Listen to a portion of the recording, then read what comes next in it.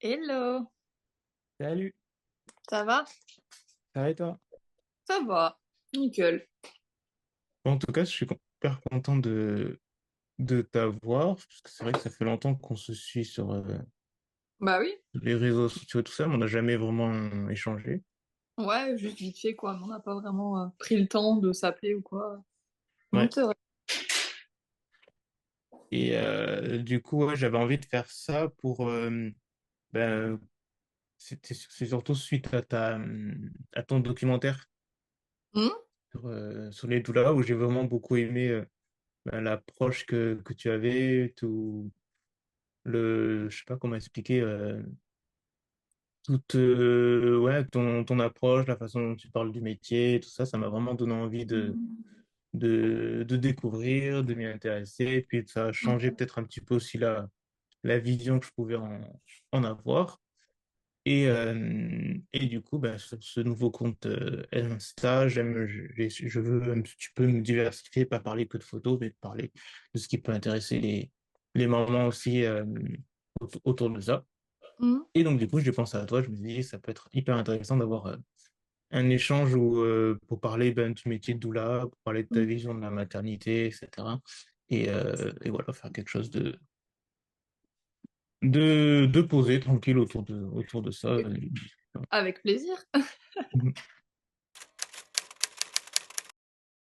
Du coup, ouais, toi, pour te présenter rapidement, tu Hmm. habites où, qu'est-ce que tu fais? Alors du coup, présentation classique. Donc je m'appelle Léa, j'ai 29 ans bientôt. Je suis doula et formatrice doula pour l'école Envol et Matrescence. Et j'habite en Moselle, à Metz précisément, dans le Grand Est. Voilà. Super. Et tu es doula depuis combien de temps? Alors, je suis doula depuis presque 5 ans. Ouais, 4 ans. Entre 4 et 5 ans à peu près. D'accord. T'as fait l'école où tu es formatrice, c'est l'école que tu as fait toi pour te former en tant que doula? Alors, au tout début, j'ai commencé à exercer en tant que doula. J'étais pas formée. J'ai fait, enfin, pas officiellement par un cursus scolaire, on va dire. Enfin, scolaire. C'est même pas vraiment scolaire, mais bon, Ouais. t'auras compris. Euh, j'ai été plutôt autodidacte. J'ai assisté à beaucoup de conférences. Je me suis beaucoup renseignée par moi-même, lu énormément de livres, regardé beaucoup de documentaires, de films, etc. Et j'ai commencé comme ça, en fait, à prendre mon expérience petit à petit. Mais après, j'ai eu ce besoin d'avoir quand même un truc palpable, tu vois, une vraie Ouais. attestation, quelque chose de plus sécurisant pour moi déjà, et je pense pour les parents que j'accompagne aussi. Et du coup, j'ai fait la formation chez Envol et Matrescence en 2022 sur la promotion du Mans. Et du coup, le documentaire que j'ai fait avec les filles, c'était mon mémoire de fin d'études. Ah oui, d'accord. Très Mm. bien. Et tu faisais quoi avant d'être doula? J'ai eu 1000 vies. J'ai eu 1000 vies. Euh, dans le plus classique, j'ai été conseillère de vente pendant un petit moment. Et juste avant d'être doula, j'étais secrétaire médicale. Rien à voir. D'accord.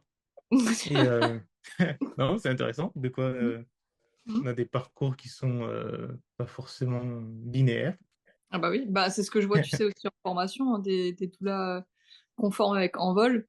C'est tellement déjà les âges différents, qu'elles aient des enfants, pas d'enfants, des hommes, des femmes, enfin, de la banquière à la danseuse en cabaret, enfin, il y a tout. Vraiment, littéralement, il y a tout. Et c'est quoi le déclic souvent? Est-ce que tu as remarqué déjà chez les autres s'il y a eu un déclic commun peut-être pour le fait de vouloir s'intéresser à ce métier et de vouloir faire ça? Ben, en règle générale, je dirais que c'est souvent parce qu'il y a eu une mauvaise expérience dans leur propre vie et qu'elles auraient eu besoin d'une doula ou qu'elles ont eu une doula et qu'elles veulent reproduire la même chose. Donc peut-être pour ce côté transmission. Et chez Envol, ce qui revient quand même le plus souvent, c'est le côté militantisme, tu vois. De faire Mm. bouger les choses, de faire changer les choses, d'offrir au monde un autre regard de la naissance, de la parentalité. Mm. Toi, c'est ça qui t'a motivé? Ah bah, Moi, c'est en fait, si tu veux, pour moi, le métier de doula, c'est quelque chose que je connaissais déjà depuis un petit moment, parce que ma sœur est sage-femme et du coup, on en avait parlé une fois, tu sais, au détour d'une conversation, mais en mode, c'est un truc qui existe pas en France, donc voilà et enfin, c'est pas le truc que tu mets sur Parcoursup, littéralement, donc voilà, on en a parlé, je me suis dit: «Ouais, c'est cool», mais voilà, tu laisses tomber Ouais. le truc, quoi et après, pour mes grossesses, bah, j'ai fait appel à une doula. Genre, moi, je me souviens, j'ai tapé sur internet doula, Metz, pour voir au cas où et il y en avait une et je l'ai contactée et je crois que ça a tout changé dans les, expériences que j'ai avec, des copines, tu vois? Par exemple, quand on parle de comment on a vécu notre grossesse, les questionnements, le cheminement, ça n'a rien à voir et surtout par rapport à Flo, donc mon mari, parce que du coup, ça a été en plus en plein confinement, donc au moment, Mm. il pouvait pas venir aux échographies, il pouvait enfin, tu vois? Il était exclu totalement du truc et du coup, ça lui a permis d'avoir quand même ce rôle, d'avoir cette place et d'être inclus et que, tu vois, le truc tout bête, mais quand, bon, c'était en visio du coup, mais quand elle est là et qu'elle s'adresse à Flo en disant: «Et toi, comment tu vas? Qu'est-ce que tu traverses? Comment tu le vis? Tu vois, quel est ton cheminement?» Ça change tout, quoi. Ça change tout et ça offre des discussions aussi et du coup, moi, c'est clairement pour ça, je me suis dit: «Waouh, j'ai trop envie que les femmes, elles vivent ce que j'ai vécu, aussi». Peut-être pas de la même manière, mais qu'elles se sentent soutenues, écoutées et accompagnées comme moi je l'ai été et après je pense que c'est aussi pour moi un gros fond, militantisme, féministe, en mode, ouais, il y a un besoin, il y a de la demande, il faut accompagner les couples, tu vois? Pas nécessairement que les femmes, mais les couples et ouais, Mm. c'est aussi un peu ça, hein. Je trouve ça super intéressant ce que tu dis de la question toute bête et toi, comment tu sens, comment tu vis la chose. C'est vrai je pense qu'en tant qu'être humain déjà, on a besoin de donner son avis, d'exprimer son ressenti Mmh, et on nous laisse pas souvent cette place-là, c'est clair. de montrer qu'on s'intéresse à nous, de montrer que ben, dans le domaine de la maternité et tout ça, c'est pas juste des protocoles à suivre et cocher des cases, ça oui, ça non, ça oui, ça non, mais que chacun a un ressenti, a une façon de voir les choses et que des fois on se sent pas vraiment écouté on nous donne pas suffisamment de place pour pouvoir Mmh, faire sortir ces choses-là. Et d'après ce que je comprends du métier de doula, c'est qu'il y a vraiment ce dialogue qui est instauré pour laisser la mmh. place à, à exprimer des choses qu'on nous donne pas l'occasion de le faire généralement en fait. Bah, c'est ça. Après, tu peux en parler dans la famille, tu vois? Mais c'est vrai que dans la maternité, bien souvent, c'est la famille va avoir tendance à conseiller et c'est pas Mm. forcément malveillant, hein, parfois, hein, mais c'est juste que c'est parfois maladroit et qu'il y a cette implication émotionnelle et donc cette interprétation qui va de pair, alors qu'avec une tierce personne, c'est neutre. Tu vois, les Ouais. parents savent qu'ils peuvent déposer tout ce qu'ils ont à déposer, ils s'en foutent, ils sont pas jugés. Moi, je suis pas impliquée émotionnellement dans leur vie, quoi, tu vois? Donc c'est ça qui est aussi bien, c'est d'offrir cet espace-là, ce temps-là et ce truc aussi, confidentiel finalement. Tu Oui. vois, des fois enfin ça m'arrive des fois qu'il y ait des mamans, qui m'appellent, en postpartum la plupart du temps parce que, elles ont eu, des conseils de la belle-mère, de peu importe qui de la famille d'ailleurs et qu'elles ont juste besoin de déverser alors putain, elles me font chier, tu vois? Qu'elles ont besoin de déverser, alors qu'elles les adorent, hein, là n'est pas le problème, mais elles ont juste besoin de décharger ce truc et après c'est: «Ah c'est bon, ça va mieux». Tu vois, finalement c'est bête, hein, mais juste Ouais. ça parfois ça fait tellement de bien, quoi. Ouais, et puis je comprends ce que tu veux dire aussi par rapport au fait d'avoir une personne qui est neutre, Mmh. puisque bah, je le vois aussi moi dans mon travail de photographe que des fois j'ai l'impression d'avoir accès à des choses que le cercle proche de la famille n'a pas Mmh mh. forcément accès. Et je me dis que bah, déjà que c'est un privilège énorme Ah bah oui. de pouvoir se retrouver à cette place-là et que c'est aussi une certaine responsabilité de se dire, bah, voilà, moi j'ai accès à ça, on me fait confiance Mmh. et, et je me dis que j'aime bien la phrase qui dit que si quelqu'un te parle de ses problèmes, c'est pas qu'il se plaint, mais c'est qu'il te fait confiance. Ouais, c'est beau. Et donc, ouais, je trouve que bah, que cette partie accompagnement, en fait, c'est hyper précieux finalement. que Mmh, ça peut sembler simple finalement ce qu'on fait ou ce que tu fais, mmh. mais je trouve que c'est hyper précieux. Ah bah, c'est sûr et à la fois on se dit: «Ouais, mais c'est tout bête et qu'est-ce que tu fais finalement? Tu fais rien». Mm, Oui, en soi. Dans le savoir-faire, je ne fais rien, mais dans le savoir-être, ça par contre, ouais, il se passe des trucs, ça c'est clair et net et après, ouais, on rentre dans l'intimité du couple, clairement mm, et ça crée un lien avec eux pour toute la vie. Tu vois? C'est c'est qu'eux, ça. dans leur cheminement de grossesse, d'accouchement, de postpartum, et bah, j'ai été inclus dans leur vie et je suis dans leur vie, je fais partie de leur vie et c'est trop, trop beau, tu vois? C'est hyper émouvant et moi, je me sens hyper, honorée de pouvoir vivre ça et Mm, d'avoir ce truc de confiance qui se crée au fur et à mesure des mois, tu vois? Pendant l'accompagnement. Mais c'est tellement cool et tu sens que pour les parents, tu deviens très vite je dirais pas un pilier, mais finalement ce truc maternant de la naissance, englobant finalement, parce que j'aime pas trop dire maternant parce que ça voudrait dire que c'est que les femmes. Mais mm, dans le sens la protection du couple à ouais. ce moment-là, tu vois? Ouais, enveloppant, protéger le couple, leur bulle et en mode, tu leur envoies de la confiance, de l'amour et c'est trop beau. Enfin, moi, je trouve ça trop beau.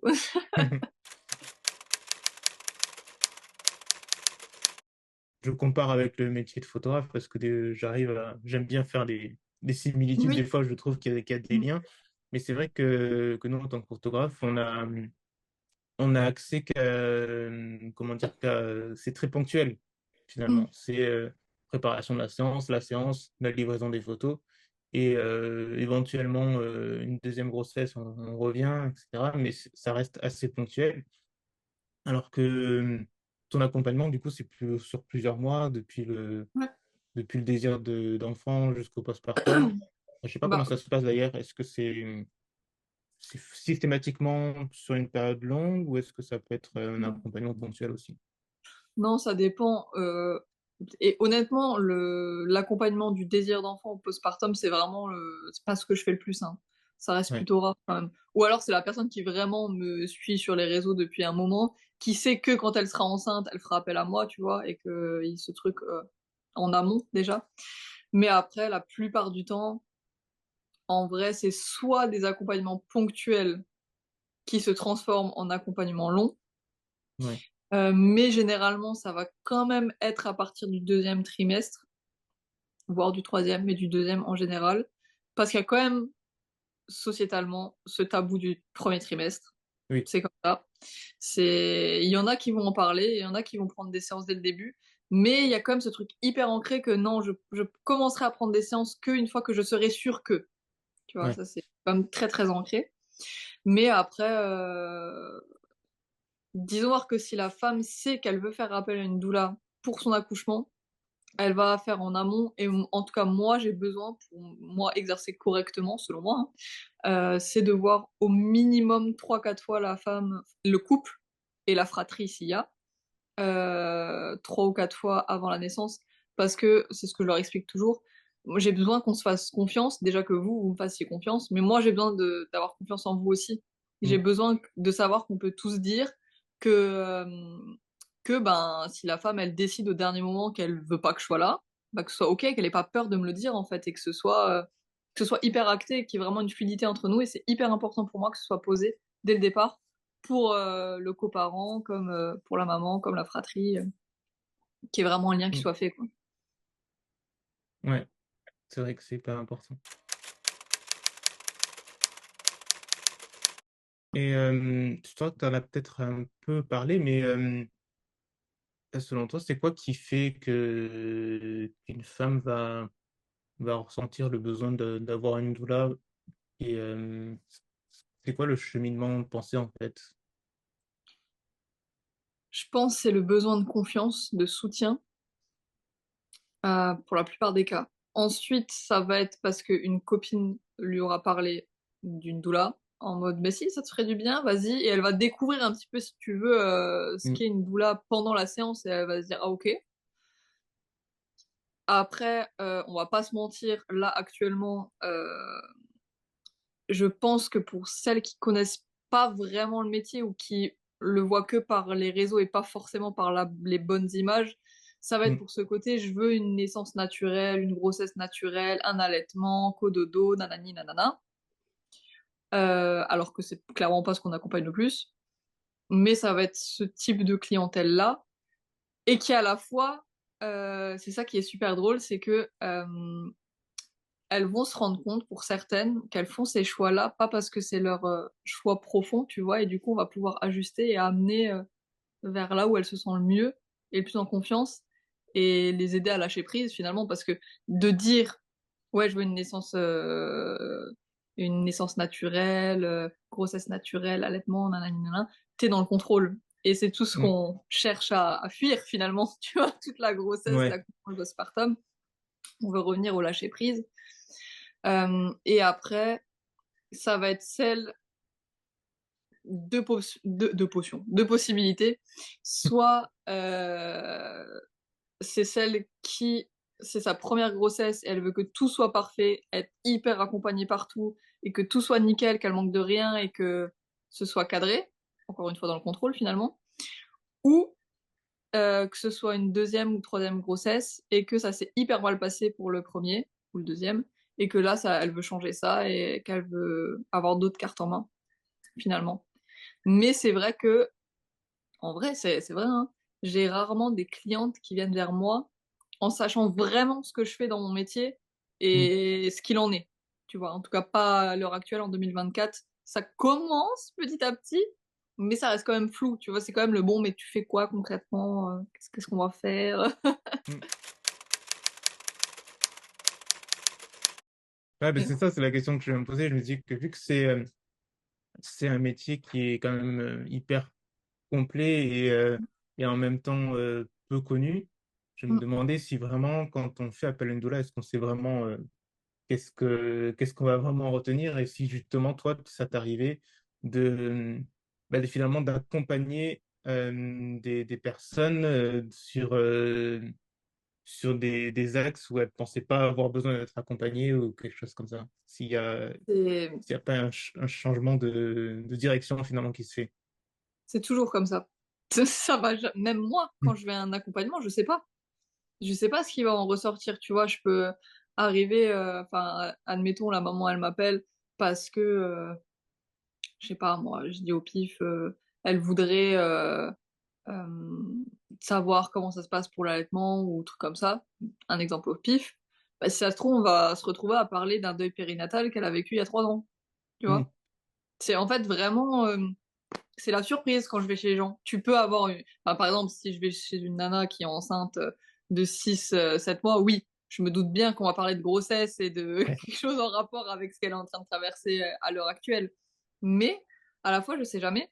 Je sais jamais. Et oui, on prend toujours des axes différents. Et je crois qu'après, avec l'expérience, t'arrives à savoir aussi. Tu vois, t'arrives à plus cerner les Mm. gens rapidement et t'arrives à voir le OK, elle, elle va changer d'axe et je vais devoir l'accompagner là-dedans et ça va être dur pour elle de lâcher prise, mais OK, c'est bon, on y va. Et celle pour qui tout roule et qu'en vrai, t'y vas juste pour soutenir les parents, discuter un petit peu, faire des papouilles, un petit coup de ménage et tout roule, quoi. Tout dépend. C'est vraiment, j'ai zéro routine et ça change tout le temps, littéralement. Mm. Ah, c'est hyper intéressant. C'est vrai que moi, j'aime bien appeler ça le besoin parent, Mm. que des fois, on croit avoir un besoin, mais que finalement, ça traduit autre chose Oui. au-dessus qui est plus important. Et moi, ça m'arrive tout le temps aussi avec la photo. Je demande avant chaque séance, la première prise de contact, je te pose 3 questions. Et il y a une question, c'est pourquoi la photo est importante pour vous? Mm. Et souvent, les gens me répondent, ben, c'est pour avoir des souvenirs de Mm. ce beau moment, etc. Et finalement, quand on creuse un peu, ben, pourquoi vous avez besoin de ces souvenirs? Pourquoi ce moment est important pour vous, etc.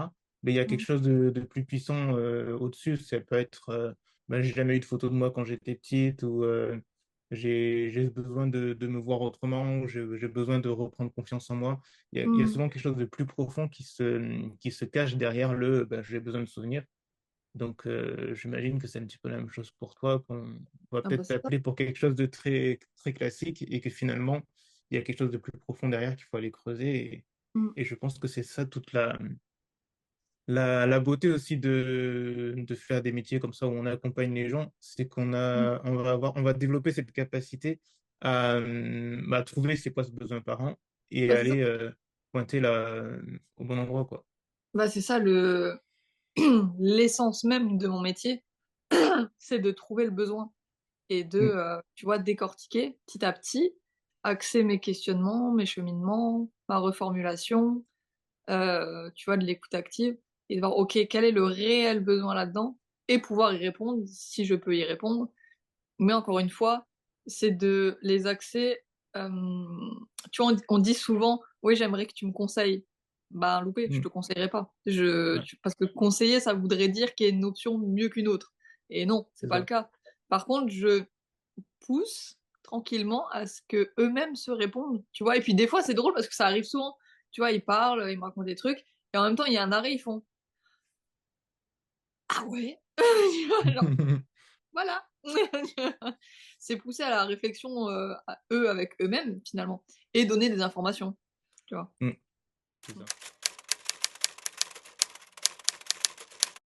C'est vrai que ça me fait penser du coup au fait que tu disais que souvent il y a aussi je pense qu'on associe souvent aussi le doula au fait d'avoir un accouchement naturel, Mmh. physiologique, pas médicalisé, etc. Mmh.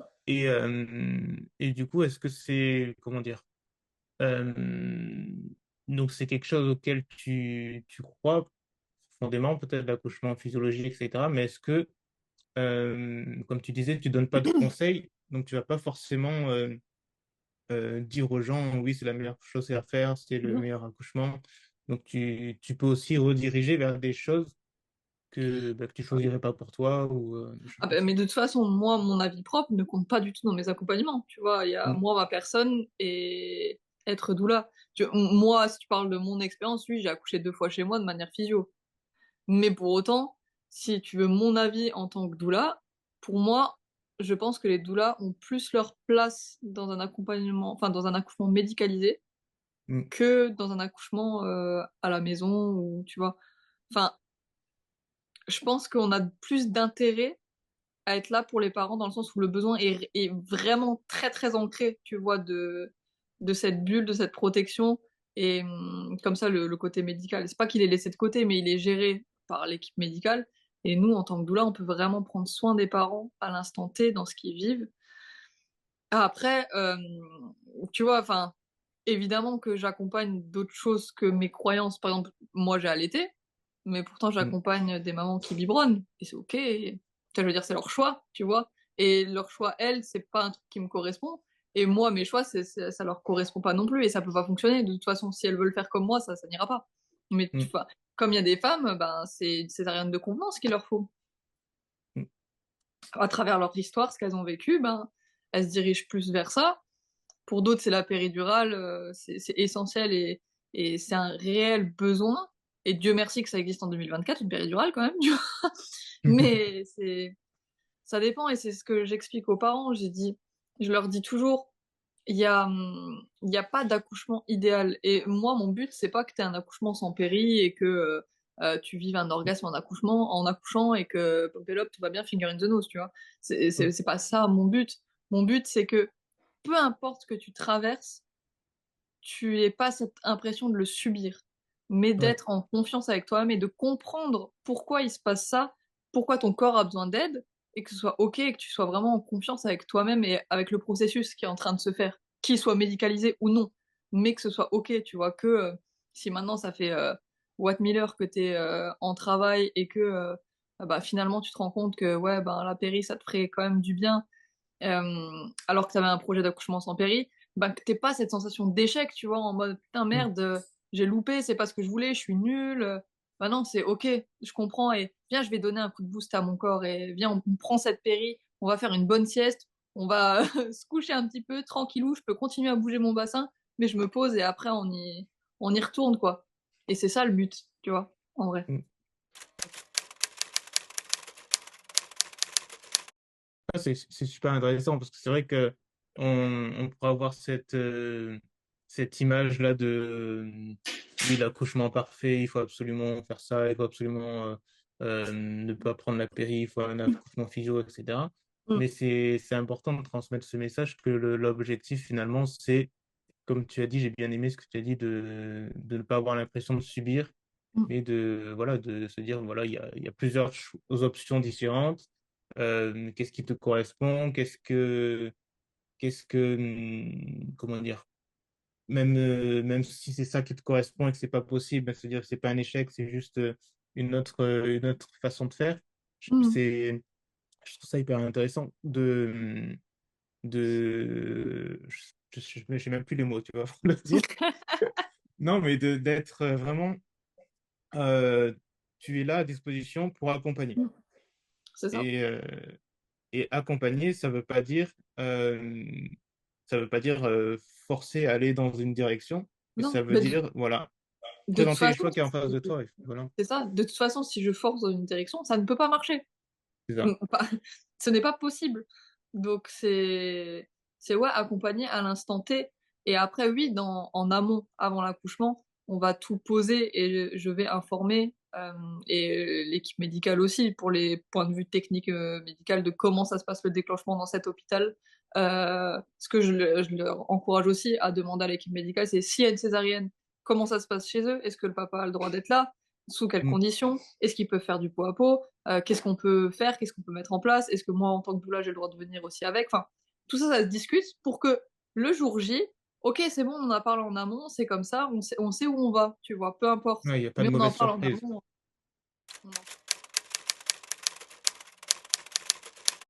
J'ai toujours un moment dans l'accompagnement où je parle d'un éventuel deuil, parce que ça fait Mm. partie de la vie aussi, et Ouais. que voilà, c'est sûr, c'est pas le moment le plus fun de la grossesse à en parler, c'est sûr, mais c'est des trucs qu'il faut poser avant quand même, et il faut en parler parce que ça arrive, que ce soit à la maison, à l'hôpital, ben, parfois ça arrive, et c'est Mm. important d'en parler parce qu'il y a aussi plein de choses qu'on peut mettre en place, tu vois.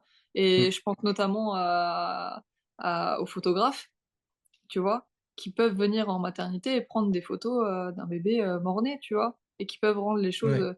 plus belles, plus Il y a jolies. Enfin, des l'association photos, Souvenange. oui, Mm. souvenange, c'est ça.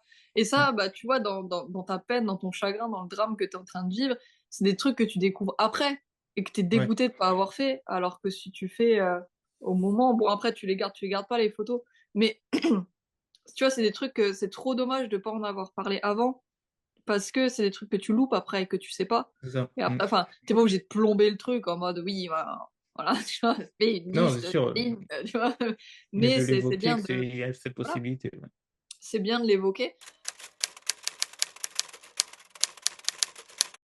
Je pense que de facto, quand tu pars sur un accouchement à domicile, que ce soit avec une sage-femme ou sans sage-femme, alors les doulas ne vont pas aux accouchements sans sage-femme, je tiens à préciser quand même, mais je pense que de facto, tu réfléchis quand même à cette histoire de décès. Parce que c'est le premier truc que les gens vont te dire quand tu Mm. parles d'accouchement à domicile, c'est oui, mais et si? Ouais, Donc fatalement, t'y penses, même si toi tu connais tout ton truc, tu sais que c'est safe, tu sais que t'es accompagné, tu sais que, enfin, voilà, t'as confiance en ton corps, ton processus, tu sais que tu peux aller à l'hôpital si ça va pas, enfin, même si tu le sais, t'y penses quand même un petit peu en disant ouais, mais peut-être que. Alors qu'à l'hôpital, quand t'as déjà un projet d'accouchement à l'hôpital que tu penses pas du tout, que ce soit maison de naissance, maison ou peu importe, euh, je pense qu'à ce côté, tu remets ton accouchement dans les mains de l'équipe médicale et du coup, mm.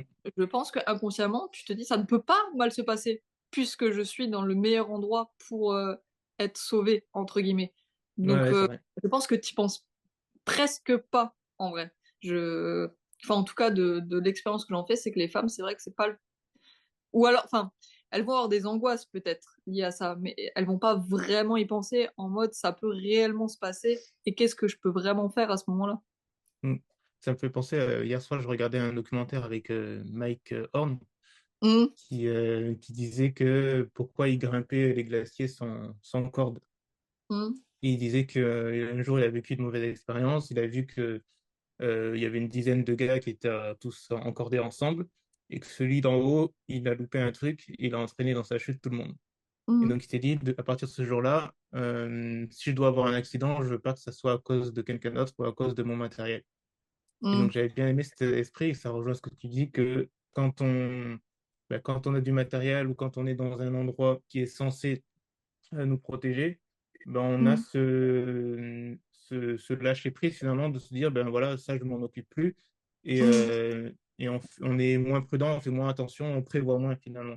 Alors que C'est quand ça. on est livré à soi-même, là, on va penser à tout, on va se concentrer et penser à toutes les éventualités et puis prendre sa survie finalement en main Mmh. et se dire que ça dépend que de moi, ça dépend de mes choix, ça dépend de ce que j'aurais mis en place, etc. Bah, je pense que, inconsciemment, enfin consciemment ou inconsciemment d'ailleurs, on est fatalement plus à l'écoute de son instinct à la Mm, maison ou en maison de naissance. Je suis encore en débat intérieur avec moi-même sur ça, mais je je pense que, ouais, il y a ce truc de lâcher prise plus évident, alors que si tu es à l'hôpital, même si tu es dans l'optique d'accompagner ton bébé, de enfin tout ça, OK, je pense qu'inconsciemment, il y a quand même ce petit truc de, de pas lâcher prise totalement. mm, Après il y a des femmes qui y arrivent très bien, hein, mais je pense que c'est peut-être plus difficile, tu vois? Ça aussi, c'est un truc qui revient. Bon là, c'est je parle de mon expérience perso, de moi, de ma vie de maman. Mais c'est vrai qu'on m'a toujours dit: «Waouh, mais tu es incroyablement fort d'avoir accouché chez toi 2 fois, incroyable et sans péri en plus, tu me» enfin, ce que je dis: «Mais j'ai pris la solution de facilité». Moi, mm, si j'avais été à l'hôpital, mais j'aurais pris une péri directe, hein. C'est évident. Enfin, après je sais pas, je l'ai pas fait, mais je pense que j'aurais été incapable de me mettre vraiment dans ma bulle comme j'ai pu le faire à la maison.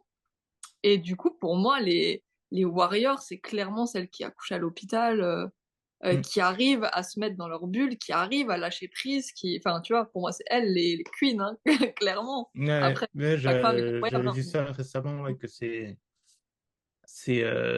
d'autant plus difficile puisque tu dois faire abstraction de tout, donc de mmh, l'équipe médicale autour, de l'endroit que tu connais pas, du fait que t'as pas forcément les hormones en ta faveur aussi mmh, dans ces conditions. Donc forcément, ça demande beaucoup plus de résistance, de mmh. concentration et tout ça, ouais. Mais il y a des femmes pour qui ça se passe, C'est ça. picobello, hein, nickel, Mm, aucun problème, qui arrivent à se lâcher prise, à cette confiance et à se dire: mm, «Non, bah, OK, c'est mon accouchement et c'est mon corps et je l'écoute et oui, quand ça va pas ou quand j'ai un doute, j'appelle, la sage-femme et puis on voit ensemble». Mais enfin, tu vois qu'il y a aucun problème. Et ça, tu sais, ça se ressent même quand tu es à l'accouchement, quand tu rentres dans la chambre où la personne, est en travail. Alors déjà, il y a le truc, il y a un peu l'effet doula quand tu arrives, c'est: «Ah putain, enfin, elle est là, quoi». Mais c'est ce truc de tu sens tout de suite cette énergie, cette confiance et ce couple qui est tellement beau. Enfin, moi, j'adore regarder, les femmes accoucher. Ça fait un peu voyeuriste comme ça, mais j'adore regarder des couples parce qu'ils sont tellement beaux, quoi. C'est tellement mm, intense ce qui se passe entre eux à ce moment-là. C'est et puis elle, tout ce qu'elle traverse, tu vois vraiment ce moment qui va être, marqué au fer rouge dans sa vie, tu vois? Auquel elle pensera toute sa vie jusqu'à son dernier souffle et toi, tu ouais. es là et tu regardes ça et enfin, toi, du coup, tu dois le voir encore avec un œil encore plus beau, tu vois? Avec ton œil de photographe où tu dois voir des trucs, mais te dire: «Mais putain, mais c'est sublime, quoi». C'est clair. Mmh. Ouais. Je trouve que je sais plus ce que je voulais dire, mais Désolée, je suis partie. non, non. Non, mais c'est clair, c'est hyper beau à voir. Et puis je le vois même dans les séances, quand je fais séance grossesse et ensuite la séance naissance, je Ouais. vois dans le comportement des parents qu'il y a quelque chose qui s'est passé entre les deux, quoi. Et Ouais. que je trouve que c'est hyper précieux, justement, en parlant de photos, d'avoir ces images de ces premiers instants, Mmh. parce les parents sont tellement dans une bulle, dans un état très, très particulier. Et le fait d'avoir ces images pour s'en rappeler après plusieurs années après, de se dire, ah, regarde comment on était à ce moment-là, de se rappeler les émotions qu'on a ressenties. Et Mmh. je trouve que c'est hyper précieux d'avoir ça, ouais. Mmh. Et Ouais, j'aurais adoré. J'aurais adoré pour moi, littéralement.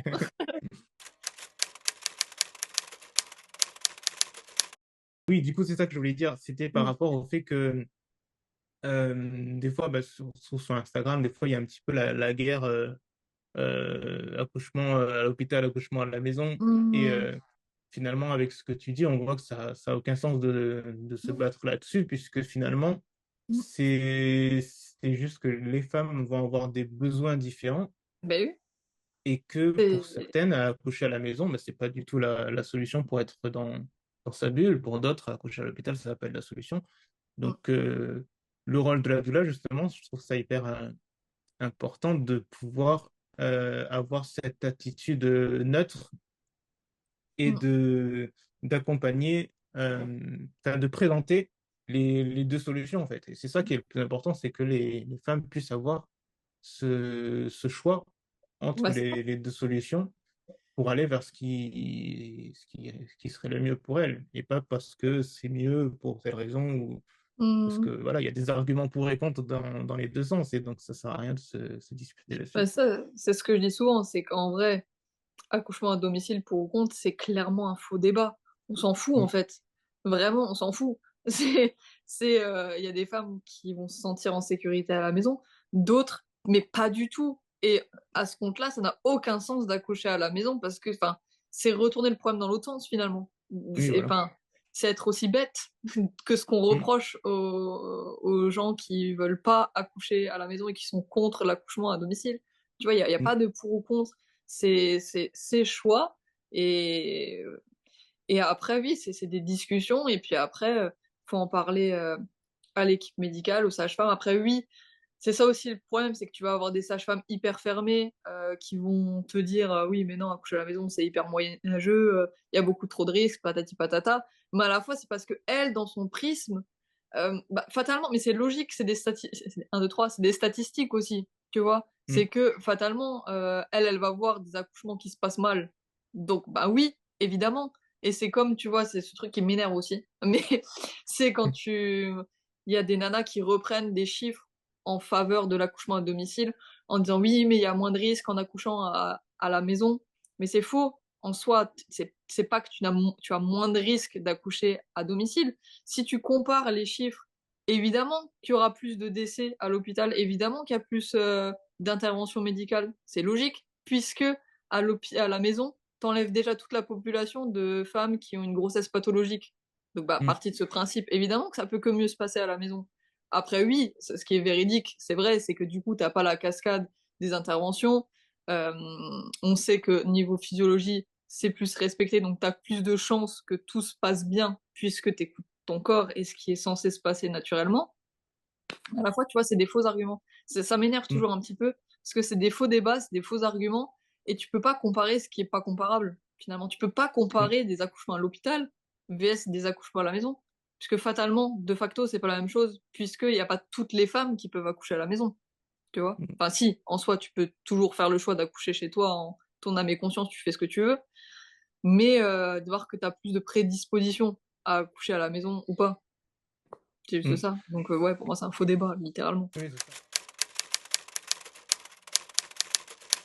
Le problème, c'est plutôt le manque d'information et le manque de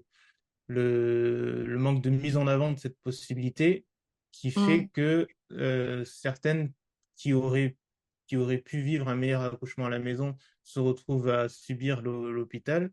Et c'est ça le Mhm. problème finalement. Ah bah C'est oui, ce manque d'information. C'est pas le problème et ce de... manque de choix aussi, Voilà, parce que voilà, tu vois, c'est ça. on dit qu'on a le choix. C'est pas vraiment vrai. Puisque, Mm, regarde, par exemple, moi, là, à Metz, actuellement, pour accoucher, en gros, j'ai deux maternités, donc une grosse, une clinique. Accouchement à la maison avec une sage-femme, c'est pas possible, parce qu'il y en a pas. mm, Maison de naissance, c'est à 45 minutes. À toi de voir si c'est jouable pour toi, si ça te rassure ou si ça t'insécurise. Mais tu vois, mm, au final, si je décide d'accoucher chez moi, bon, moi, à l'époque, enfin, à l'époque, c'était il y a 3 ans, mais la sage-femme venait encore jusque Metz. Là, maintenant, elle ne vient plus jusqu'à Metz. Le deuxième, j'ai accouché toute seule sans sage-femme, mais enfin, par choix, tu vois. Et Mm. finalement, les femmes n'ont pas vraiment le choix, c'est pas vrai. Et puis on voit bien actuellement que maintenant ils ferment de plus en plus les maternités, mais à côté de ça, les sages-femmes peuvent pas exercer en sécurité, entre guillemets, si elles veulent faire des accouchements à domicile. On sait qu'elles sont stigmatisées, que c'est horrible pour elles, et même en maternité, en vrai, elles se font défoncer H24, les sages-femmes. Donc, Ouais. ben, ouais, non, c'est pas vrai qu'on ait le choix. Et c'est ça pour le. Enfin, tu vois, ce accouchement à la maison, oui ou non, on s'en fout. Ce qu'il faut faire, et là où il faut militer, pardon, c'est que les femmes aient vraiment le choix et qu'on ait une vraie possibilité, tu vois, en disant, bah voilà, t'as la possibilité d'avoir une sage-femme à domicile et accompagner et encadrer ça, entre guillemets, tu vois, que les transferts se passent plus naturellement, plus facilement, parce que c'est ça Mm. aussi le problème dans certaines maternités. Et on le voit souvent, enfin souvent, c'est un truc qui revient, des sages-femmes qui font des accouchements à domicile et des clientes aussi qui rapportent ça, c'est que cette peur d'être transférée et de se faire défoncer par l'équipe soignante. Dans le Ouais, sens, ah ben voilà, tu vois, tu voulais accoucher chez toi, bah t'es bien contente d'être là maintenant. Tu vois, c'est c'est des ça. trucs qui reviennent et qui sont trop bêtes. Pourquoi? Tu vois, parce qu'en plus, ça ne change rien à la situation, donc pourquoi dire des Oui, trucs comme ça? c'est vrai. Et tu vois, c'est ça qu'il faut changer, et c'est ça qu'il faut Mm. accompagner, et c'est pour ça qu'il faut militer. C'est clairement, c'est Le fait de la peur de l'hôpital, si, mmh. enfin, ça c'est un autre problème encore Ah oui, des violences obstétricale. obstétricales. Ouais. Je me suis lancé dans un mot compliqué, t'as compris. Ouais. Donc ça aussi, c'est un problème qui fait que certaines vont avoir peur de l'hôpital et peut-être se tourner vers l'accouchement à la maison par peur et finalement faire un choix par peur, c'est pas non plus Ah bah non. forcément un bon Ah choix. mais de toute façon, Donc voilà. tu vois, quand une femme vient vers moi en me parlant d'accouchement à domicile, je vais toujours creuser le pourquoi tu veux accoucher Mm. à domicile. Est-ce que c'est parce que tu veux vraiment accoucher chez toi et que c'est ton truc et que c'est ce qui t'appelle profondément et c'est là que tu te sens en sécurité et c'est comme ça que tu te vois enfanter et que tu vois ton bébé naître? Ou c'est parce que tu as peur d'aller à l'hôpital?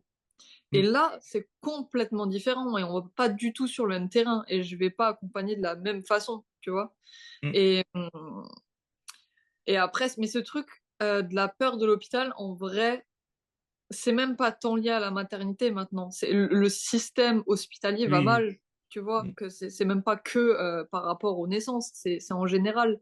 Ça Mm. va, ils vont mal, ils sont clairement maltraités. Et de facto, certains sont maltraitants envers leurs patients. Et ça, t'en entends tous les jours. Et après, c'est le jeu des réseaux aussi. Tu vois, c'est que on Oui, aura tendance à donner de la visibilité à ce qui se passe mal. Et à la fois, il faut en parler. Hein. Je suis pas du tout en train de dire oui, qu'il faut pas oui, parler de violence. Hein. Mais c'est ce qu'on va le plus voir, ce qu'on va le plus entendre. Donc, fatalement, bah, c'est comme les accouchements. T'entends plus parler de ce qui se passe pas bien et de ce qui va pas bien que des accouchements où tout se passe bien, où tout est c'est ça. nickel, et où la femme, elle a vécu des trucs de ouf et elle se sent trop bien. Et déjà parce qu'il y a un petit tabou là-dessus aussi, Mm. mais tu vois, on n'entend pas parler. Alors qu'en vrai, il y en a et ça existe. Et il y en a beaucoup. Tu vois, des femmes pour qui ça se passe bien, mais on n'en parle pas. C'est ça.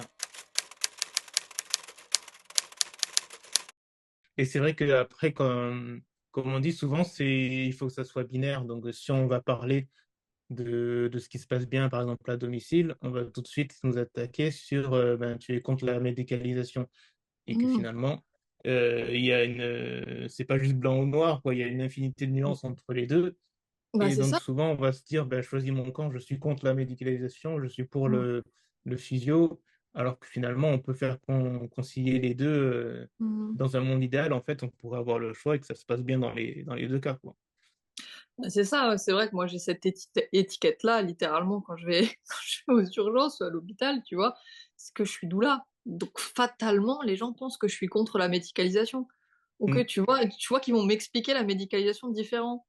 En mode oui, mais enfin oui, enfin je veux dire, si je me pète une jambe, bien sûr, mets-moi un plâtre et bien sûr, donne-moi un truc pour la douleur. Tu Mm. vois, ce que je veux dire. Évidemment.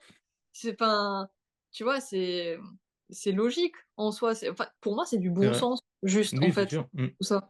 C'est ce que je dis. Enfin, c'est souvent aussi les réflexions que t'as quand tu parles d'accouchement à domicile.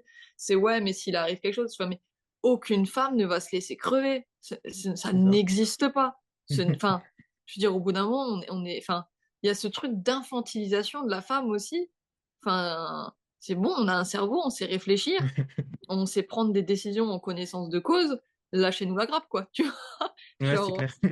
je suis pas débile. Enfin, c'est l'argument que je donnais aussi pour moi, tu vois, quand on me disait oui, mais tu te rends compte, c'est dangereux. Les gars, mon dossier médical est fait, j'ai été suivie par l'hôpital, toutes mes échos sont nickel, j'ai mon rendez-vous anesthésiste, j'ai ma prise de sang, j'ai tout ce qu'il faut comme si j'allais accoucher à l'hôpital. Je suis à 10 minutes de l'hôpital littéralement. Et moi, j'ai toujours été dans l'optique, et c'est ce que j'ai toujours répété aux gens, c'est je fais mon travail au max du max, il est à la maison, tant mieux. Et puis si ça va pas, j'irai à l'hôpital. Et puis si ça se trouve, il y aura une péridurale. Puis si ça se trouve, il y aura un déclenchement. Et puis si ça se trouve, il y aura des ventouses forceps. Je sais pas, mais on verra bien. Et puis en fait, moi, je décide rien de toute façon. J'ai juste à écouter Mm. mon corps, le suivre et à l'accompagner. Et puis, bah, s'il a besoin d'aide, mon corps, je serais fière de l'écouter et je serais fière de lui dire, OK, t'as besoin d'aide, et ben, allons-y ensemble, quoi. C'est beau Mm. ce que je veux dire. On va la mettre, on va faire une C'est phrase ça. en...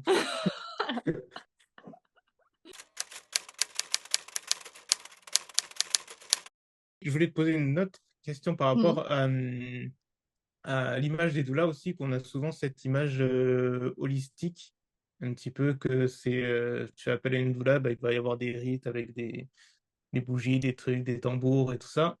Et donc je sais qu'il y a beaucoup de doulas qui sont dans cette ambiance-là, mais Mhm. bah, toi, t'en penses quoi?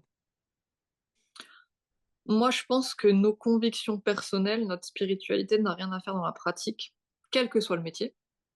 Mais après, euh, voilà, enfin, tu vois, enfin, tu peux être, enfin, par exemple, tu vois, je regarde tout bêtement. Moi, j'ai un hôtel avec lui, j'ai des bougies, des trucs comme ça, mais je vais pas faire des rites avec mes clientes. Tu vois ce que je veux dire? Mm. Je veux dire, ça m'appartient à moi, clairement. Et la doula, en fait, c'est du service à la personne. Ouais. Concrètement, c'est du service à la personne. C'est pas spirituel, tu vois. Ou alors, enfin, il y a des femmes qui vont chercher un côté spirituel, hein.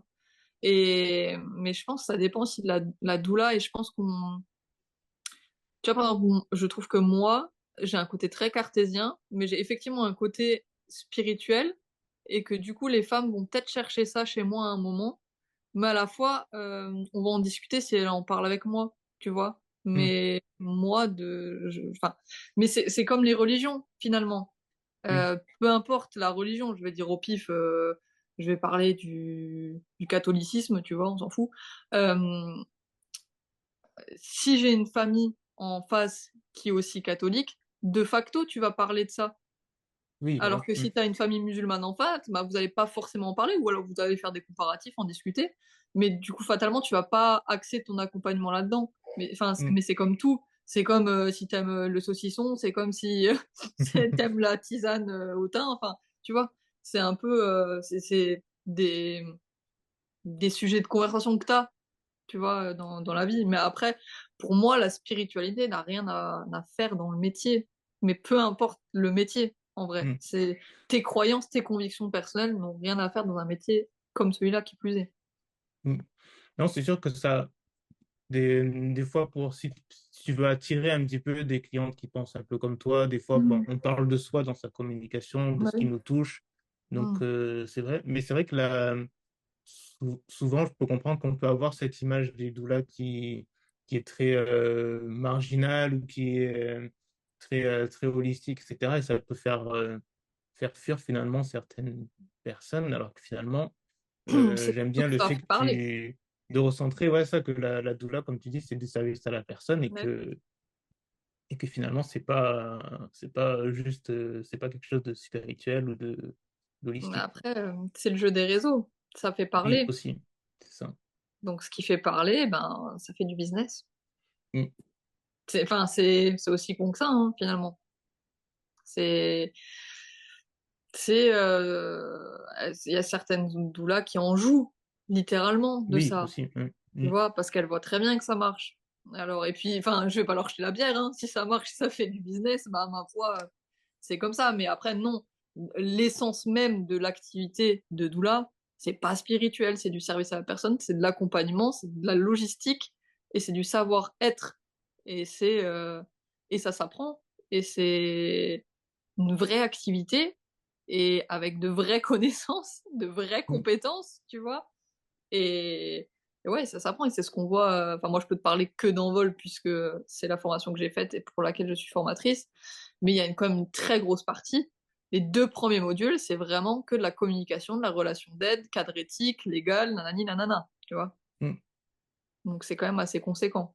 On se rend pas C'est compte, hein. sûr. Ouais. Voilà.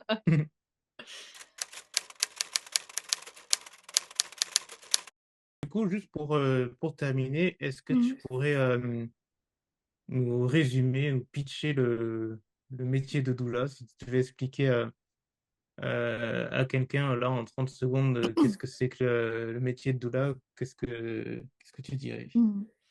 Alors en 30 secondes, je dirais que le métier de doula, c'est du service à la personne, c'est un soutien émotionnel, logistique, informatif. C'est, la bulle de sérénité et de bonheur des parents et c'est vraiment le truc de, «Ben, là, ça va pas trop, viens, passe un petit coup d'aspi chez moi, lance une machine, fais-moi des papouilles dans les cheveux et on discute en même temps». Voilà, c'est ça, c'est du bien-être, littéralement. Voilà. 30 Très secondes. bien. Ok, bah, merci beaucoup en tout cas, c'était super Bah, intéressant. On a parlé de ouais, plein de grave. choses et Mmh. je crois qu'il y en aura encore plein de choses à dire. Ah bah, je pourrais discuter de ça, mais pendant des heures, des jours, des mois. Ça me passionne tellement et il y a tellement de Ouais. trucs à dire. Non, mais ça se voit que tu es passionné et puis en même temps, euh, tu es le mot raisonnable qui me vient, c'est que enfin équilibré peut-être plutôt, Ouais, que tu es stable. passionné, mais que tu non, mais dans le sens que des fois on pourrait avoir un point de vue très marqué sur quelque chose et de Mmh, ne jurer que par son point de vue. mmh, Mais le fait d'être hyper ouverte d'esprit, mmh, je trouve que c'est une qualité qui est hyper importante dans ce genre de métier pour, mmh. euh, pour apporter un accompagnement juste et pas qu'il soit biaisé par nos croyances ou nos points de vue. Donc je trouve ça, que c'est quelque chose que j'aime beaucoup dans ta communication et tout. C'est pour ça que Merci. j'ai voulu faire ça avec toi.